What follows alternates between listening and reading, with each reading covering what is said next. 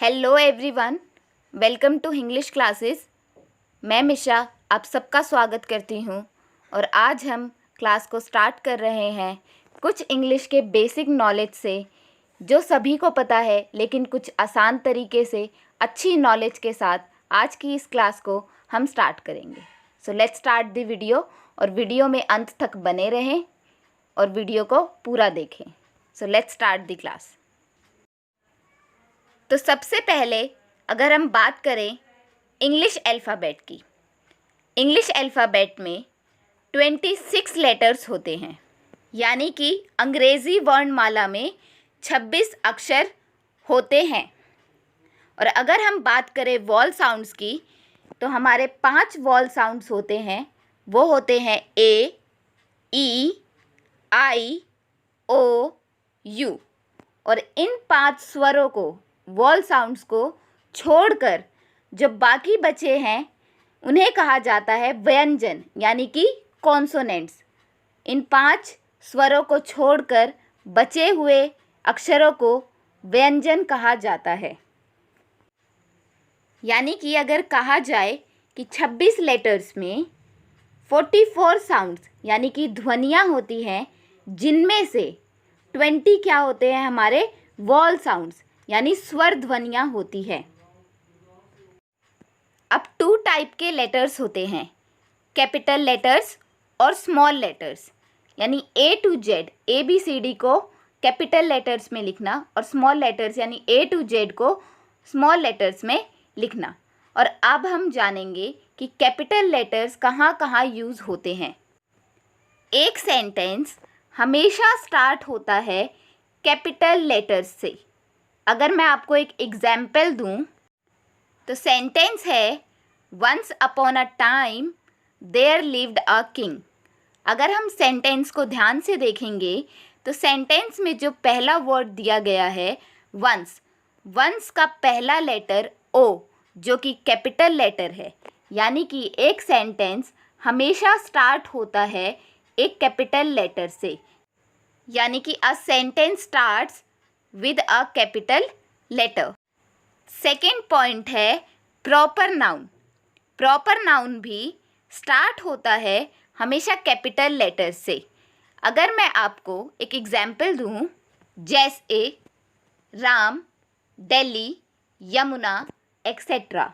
अगर आप इनको देखेंगे या आप और भी एग्जाम्पल ले सकते हैं, राम का पहला लेटर कैपिटल लेटर है, दिल्ली का भी पहला लेटर कैपिटल लेटर है और यमुना का भी पहला लेटर कैपिटल लेटर है। अब हम बात करें आई यानी कि मैं। आई हमेशा कैपिटल लेटर में होता है।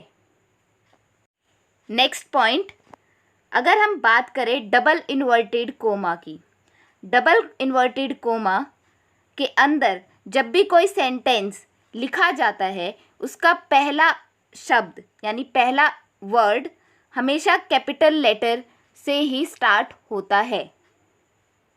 For example, he said he and I went to Delhi, there we met the SHO of Mukherjee नगर।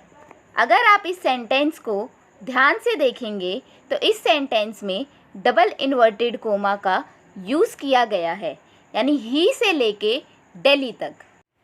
और डबल इन्वर्टेड कोमा के अंदर जो सेंटेंस दिया गया है उसमें जो ही दिया गया है, ही का पहला लेटर H जो कि कैपिटल लेटर है, यानी कि डबल इन्वर्टेड कोमा के अंदर का भी जो भी सेंटेंस होगा उसका पहला शब्द, उसकी शुरुआत हमेशा कैपिटल लेटर से होती है। और अब हम बात करेंगे structure of a sentence in English, यानी कि इंग्लिश में सेंटेंस का स्ट्रक्चर क्या होता है। एक सेंटेंस का स्ट्रक्चर 3 चीज़ों से बनता है। पहला सब्जेक्ट, दूसरा वर्ब और तीसरा ऑब्जेक्ट। सबसे पहले हम बात करेंगे सब्जेक्ट की कि सब्जेक्ट क्या होता है। सब्जेक्ट वो होता है जो काम करने वाला है, जैसे मैं कहूँ मैं खाना खाती हूँ, आई ईट फूड। इसमें जो सब्जेक्ट है आई, यानी कि काम कौन कर रहा है, मैं कर रही हूँ, कि खाना खाने का काम आई कर रहा है यानी मैं कर रही हूँ, तो सब्जेक्ट क्या होगा, आई। और अब हम बात करेंगे वर्ब की। वर्ब का मतलब होता है क्रिया, यानी कि एक्शन, कि काम क्या हो रहा है। जैसे कि for example boys play football. इसमें काम क्या हो रहा है, प्ले यानी खेलने का। लड़के क्या कर रहे हैं, खेल रहे हैं। एक्शन क्या है, खेलना यानी प्ले। और लास्ट पॉइंट, अब हम बात करेंगे ऑब्जेक्ट की, कि ऑब्जेक्ट क्या होता है। ऑब्जेक्ट होता है लेने वाला, यानी कि जिस पर कोई काम हुआ है, यानी कि कर्म हुआ है, उसे कहते हैं ऑब्जेक्ट। वर्ब के बाद दो क्वेश्चन अराइज होते हैं, क्या और किसको। जब भी वर्ब के बाद इन दो क्वेश्चनों का जवाब जो होता है उसे ऑब्जेक्ट कहते हैं। जैसे कि अगर हम एग्जाम्पल लें तो हम पुराना वाला ही एग्जाम्पल ले लेते हैं, बॉयज़ प्ले फुटबॉल। अगर हम इस सेंटेंस को ध्यान से देखेंगे तो हमने इस सेंटेंस में दिया गया है कि बॉयज़ जो हैं वो खेलते हैं फुटबॉल, यानी वो क्या खेलते हैं, क्वेश्चन अराइज हो रहा है वर्ब के बाद। वर्ब हमारी क्या है, प्ले, और प्ले से हमें क्वेश्चन अराइज हो रहा है कि वो क्या खेलते हैं, यानी वो क्या खेलते हैं, फुटबॉल खेलते हैं। तो फुटबॉल इस सेंटेंस में क्या है, ऑब्जेक्ट। अब हम तीनों चीज़ को समझ चुके हैं कि सब्जेक्ट क्या होता है, वर्ब क्या होता है, ऑब्जेक्ट क्या होता है। उसको हम एक बार एक सेंटेंस में कंप्लीटली समझ लेते हैं। और सेंटेंस है, स्टूडेंट्स रीड बुक्स। तो अगर आप सेंटेंस को ध्यान से देखेंगे तो सेंटेंस में सब्जेक्ट क्या है, स्टूडेंट्स, क्योंकि काम कौन कर रहा है, स्टूडेंट्स कर रहे हैं, यानी कर्ता क्या है हमारा, student. Subject is a students. और हमारा एक्शन क्या हो रहा है, एक्शन है हमारा रीड, यानी स्टूडेंट क्या कर रहे हैं, क्या एक्शन कर रहे हैं, पढ़ रहे हैं। तो हमारी वर्ब क्या हो जाएगी, वो हो जाएगी रीड।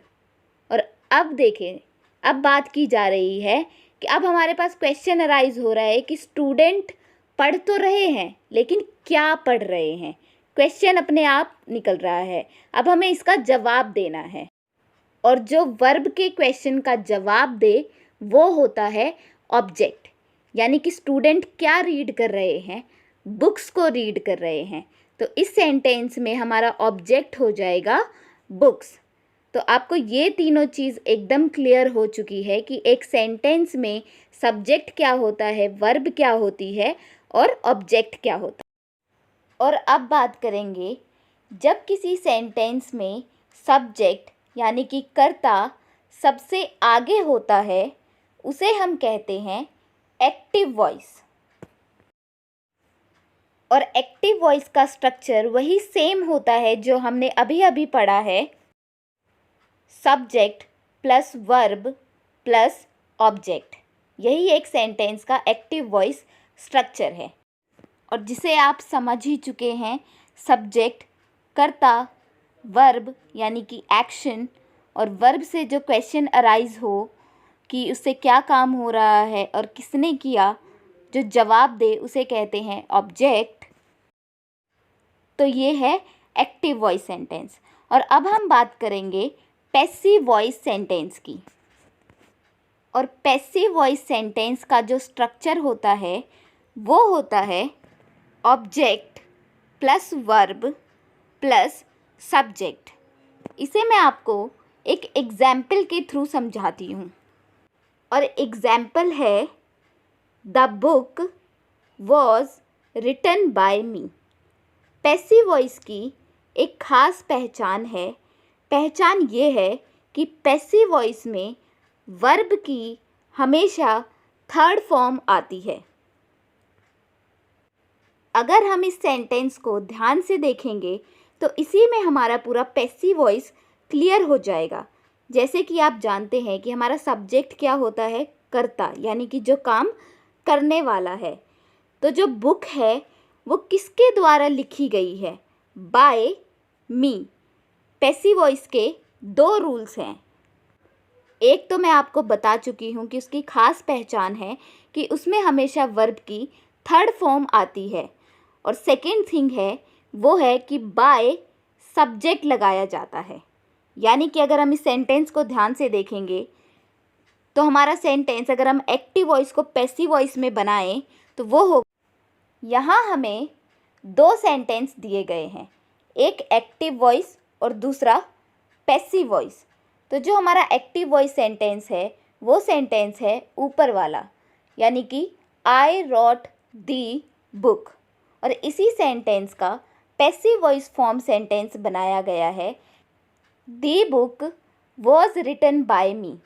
यानी कि अगर हम बात करें कि जो हमारा एक्टिव वॉइस का ऑब्जेक्ट होता है वो पैसिव वॉइस का सब्जेक्ट बन जाता है, और जो एक्टिव वॉइस का सब्जेक्ट होता है वो पैसिव वॉइस का ऑब्जेक्ट बन जाता है। और पैसिव वॉइस में वर्ब की थर्ड फॉर्म लग जाती है और जो टेंस दिया गया होता है वो चेंज हो जाता है और बाय सब्जेक्ट लग जाता है।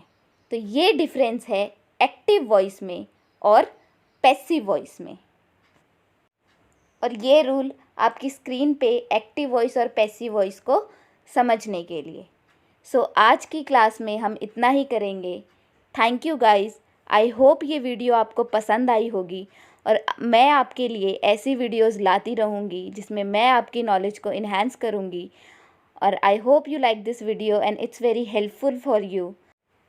Thank you.